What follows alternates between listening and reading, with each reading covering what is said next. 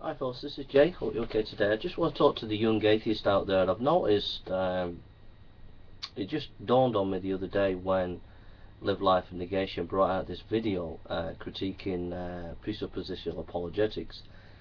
And it was saying, like, this is how you can respond to the presuppositional apologetics. And like it was trying to give, it didn't work, but it was trying to give atheists some resources to critique presuppositional apologetics. But what dawned on me is that it seems to me there's a lot of young people in the atheist camp,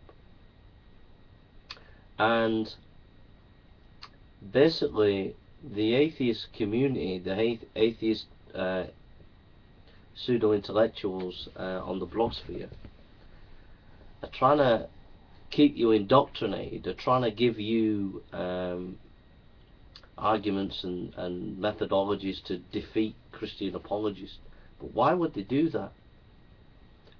I mean, why spend so much energy doing that?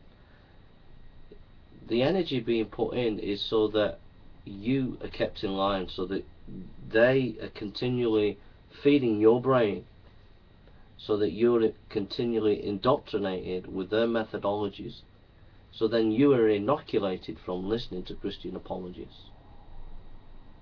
And the question is this: who are you going to do? Who are you going to believe? Yourself, or the Christian apologist, or the atheist apologist? In other words, you should do your own thinking. Okay, you don't need some up-and-coming atheist YouTuber who thinks they're a hotshot, who really deep down wants to be the leader. I mean, Live Life and Negation of Peace secretly want to be like one of the main leaders in atheism. You don't need that.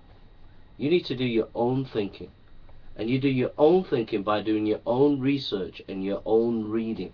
Okay, yeah, you can learn from these atheists who are pumping out this stuff.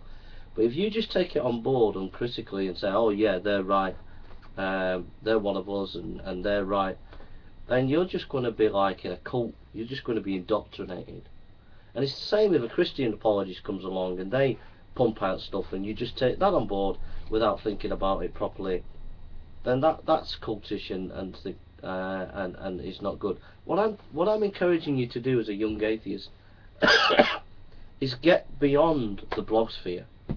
Get beyond what the blogosphere, the Christian apologist on blogosphere, or the atheist propagators of atheism on blogosphere.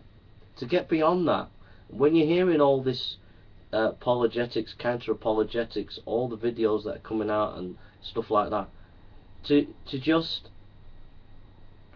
say, wait a minute, I want to do my own thinking. I don't want to be brainwashed by the Christians or even the atheists. You know, I want to do my own thinking.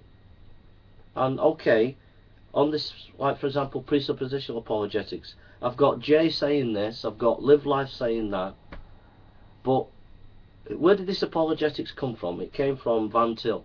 Okay, I'll go and study Van Til, I'll go and research him myself, I'll go and look into it myself and see what he has to say. And that's how you do it. You do your own research, you do your own thinking.